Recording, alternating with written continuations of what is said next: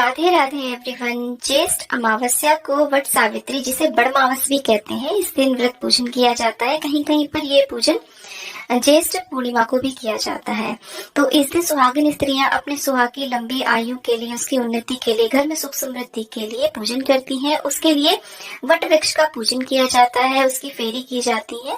तो आज की इस वीडियो में मैं आपके साथ शेयर करने वाली हूँ कि वट सावित्री के व्रत पूजन में हमें किस किस पूजन सामग्री की आवश्यकता होती है। तो देखिए, यहाँ पर अगर आप बाहर पूजन करने जा रहे हैं वट वृक्ष के पास में, तो वट वृक्ष हमें चाहिए। यदि वट वृक्ष नहीं मिलता है तो ऐसे आप उसका पौधा नर्सरी से ला सकते हैं, नहीं तो उसकी एक टहनी एक दिन पहले, जिस दिन व्रत होता है उस दिन हमें टहनी नहीं तोड़नी है, ले आए। उसमें इस तरीके से कोपले या छोटे छोटे फल आ रहे हैं तो बहुत ही अच्छा है। अब पूजन सामग्री हमें क्या क्या चाहिए, एक थाल हम सजा लेते हैं। उसके अंदर हमें एक धूप दीप चाहिए। दीपक के अंदर मैंने घी तेल इसलिए नहीं डाला है क्योंकि हम बाहर पूजन के लिए जाएंगे तो वो हम अलग से लेकर के जाएंगे। और इसी के साथ में हल्दी, कुमकुम, अक्षत और चंदन जो होता है उसका हम चौकटा लेकर के जाएंगे। आप चाहे तो छोटी छोटी डिब्बियां लेकर के जा सकते हैं, उसके अंदर ये सारी चीजें ले जाएं। देखिए, अमावस का दिन होता है तो इस दिन काले तिल का बहुत महत्व होता है। पितरों का तर्पण किया जाता है, तो पूजा में आप काले तिल का अवश्य रूप से प्रयोग करें। साथ में देखिए, गौरी गणेश हमें रखने होते हैं, तो आप चाहे तो उनकी मूर्ति ले सकते हैं, नहीं तो आप इस तरीके से ले सकते हैं। सुपारी के ऊपर कलावा लपेट करके, और गोबर से हमने यहाँ पे गौरी बनाई। आप चाहे तो हल्दी से भी बना सकते हैं गौरी मैया, या मिट्टी से भी बना सकते हैं। तो गौरी गणेश ले लिए हैं, और इसी के साथ में वट सावित्री व्रत कथा की पुस्तक आती है वो ले लेंगे। इससे हम कथा भी पढ़ेंगे। साथ में इसमें फोटो दे रखा होता है, तो इसमें सत्यवान सावित्री और जो यमराज हैं धर्मराज, उनका भी हम इस तरीके से इसी चित्र में पूजन कर लेंगे। और अगर आप चाहें तो इस दिन त्रिदेव और त्रिदेवियां जो हैं, ब्रह्मा विष्णु महेश, उनका भी आप उनकी भी प्रतिमाएं बना सकते हैं पिंडी रूप में, उनका भी आप पूजन कर सकते हैं, नहीं तो उनका ध्यान करके ही पूजन करें। साथ में वस्त्र भी अर्पित करने के लिए हम कलावा ले लेंगे, या चाहे तो आप कलावे से फेरी भी ले सकते हैं। जनेऊ ले लेंगे, आप 2 या 3 जनेऊ ले सकते हैं, और उसी के साथ में कच्चा सूत भी ले सकते हैं। जनेऊ नहीं ले रहे हैं और कच्चे सूत से भी आप जनेऊ के रूप में अर्पित कर सकते हैं, या फिर फेरियां भी आप कच्चे सूत से दे सकते हैं। इसी के साथ में आरती करने के लिए हम कपूर रखेंगे। आप चाहे तो दीपक से भी आरती कर सकते हैं। ये जो पूजन सामग्री है, इस पूजन सामग्री से आप अपने घर पर या फिर बाहर ले जाकर के भी पूजन कर सकते हैं। साथ में छोटा सा हवन करेंगे, तो बड़ा सा एक दीपक आप ले लें, जो भी आपके पास मिट्टी का कुछ भी पात्र हो, तो उसमें कपूर सामग्री और काले तिल, जो भी भोग सामग्री हम अर्पित करते हैं उस सबको इसमें डाला जाता है। अमावस का दिन होता है तो बहुत ही महत्व होता है, इस दिन छोटा सा हवन हमें अवश्य रूप से करना चाहिए। साथ में बंधन सिंदूर, जो ऑरेंज सिंदूर आता है, उस सिंदूर को इस पूजा में आप अवश्य रूप से रखें। इसका बहुत ही महत्व रहता है। अगर आपके पास नहीं है तो आपके पास जो भी सिंदूर आप प्रयोग करते हैं वो पूजा में जरूर रखें। साथ में अगर आपके पास अपना सिंदूर दान है, सिंधोरा है, आप उसे भी पूजा में अवश्य रूप से रखें, क्योंकि ये जो व्रत पूजन है ये सुहाग के लिए किया जाता है।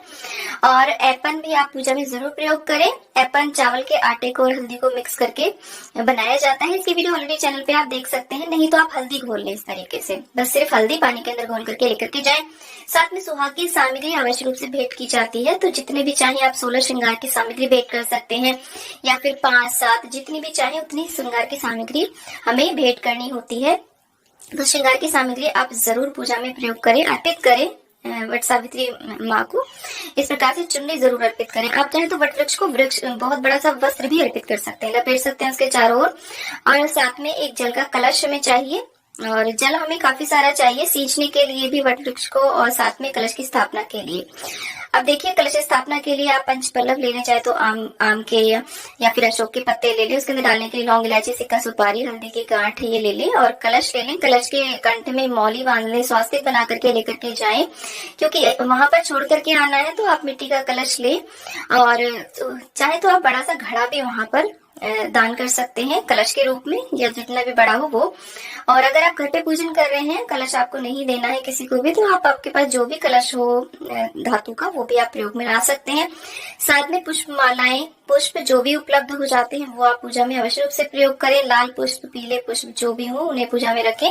आप चाहे तो वट वृक्ष के लिए माला भी ले सकते हैं अर्पित करने के लिए। तो उसी के साथ में देखिए, बांस के बने हुए जो पंखे आते हैं वो जरूर अर्पित किए जाते हैं इस पूजा में। गर्मी का समय होता है, इससे हवा की जाती है, वट वृक्ष की भी हवा की जाती है, और घर पे आकर के पति की भी हवा की जाती है। तो ये एक परंपरा है। तो बांस के आप पंखे ले लें। इसके अलावा आपके पास जो भी पंखे हो वो आप ले सकते हैं, बीजा जिसे कहते हैं। और बांस के नहीं है तो जो भी उपलब्ध हैं, नारियल के हैं या जूट के हैं, जो भी है, या फिर आप चाहे तो घर पे खुद भी तैयार कर सकते हैं नेक चार के लिए। पेपर आदि से बना सकते हैं। और जटा वाला पानी वाला एक नारियल कलावा लपेट करके कुछ दक्षिणा रख करके ये भी भेंट किया जाता है। बांस की डलिया के अंदर रख करके ये जो ऋतुफल होते हैं, बांस की डलिया का भी बहुत महत्व रहता है इस पूजा में। बांस की डलिया के अंदर ऋतुफल जैसे कि तरबूज है, खरबूजा है, आम, केले जो भी उपलब्ध हो जाए मौसमी ऋतुफल, वो इस पूजा में अवश्य रूप से रखे जाते हैं, उनका भोग प्रसाद अर्पित किया जाता है। इसी के साथ में काले अंकुरित चने जरूर प्रयोग किए जाते हैं। गर्मी का समय है, 24 घंटे के अंदर ही ये अंकुरित हो जाते हैं, तो इनका जरूर प्रयोग किया जाता है। अंकुरित चने अर्पित करने से कहते हैं कि हमारी वंशवेल सदैव बढ़ती रहती है, तो इन्हें इस पूजा में अवश्य रूप से रखें। अर्पित भी किए जाते हैं, कहीं कहीं पर इससे व्रत का पारण भी किया जाता है। और इसी के साथ में बरगदे बनाए जाते हैं मीठे, या फिर गुलगुले भी बना सकते हैं, पूड़े भी बना सकते हैं। पूड़े, पूड़ी, खीर, पूड़ी जो भी भोग प्रसाद आपको मीठे में बनाना हो वो आप बनाएं, पक्की रसोई की जाती है। और इसके अलावा जो आप चाहें वो बना सकते हैं। और 12 की संख्या का बहुत महत्व रहता है इस पूजा में। और साथ में देखिए, श्रृंगार करने के लिए वट वृक्ष के पत्तों से कुछ गहने भी बनाए जाते हैं, हार बना सकते हैं, या फिर क्लिप से अपने बालों में पत्ता लगा सकते हैं, क्योंकि माना जाता है कि सावित्री मैया ने वट वृक्ष के पत्तों से ही श्रृंगार करके इस व्रत पूजन को किया। पूरी 16 श्रृंगार करके ही ये व्रत पूजन किया जाता है। वट वृक्ष की फेरी की जाती है। अब अगर आपको वट वृक्ष नहीं मिल पा रहा है, नहीं उसकी टहनी मिल पा रही है, तो घर में जो तुलसी मैया है उनके आप पूजा करें पूरे विधि विधान से और उनकी ही फेरी करें, यदि आपको नहीं उपलब्ध हो पा रहा है। तो इस तरीके से फ्रेंड्स, ये वो पूजन सामग्री है जो हमें वट सावित्री व्रत पूजन में चाहिए होती है। क्षेत्र के अनुसार इस सामग्री में थोड़ा बहुत अंतर हो सकता है, पर मैंने ज्यादा से ज्यादा सामग्री दिखाने की कोशिश करी है। तो उम्मीद करती हूँ कि ये वीडियो आपके लिए बहुत ही यूजफुल रहा होगा। वीडियो थोड़ा भी यूजफुल लगा था वीडियो को लाइक शेयर, चैनल को जरूर सब्सक्राइब करें। कमेंट बॉक्स में सावित्री मैया की जय आप अवश्य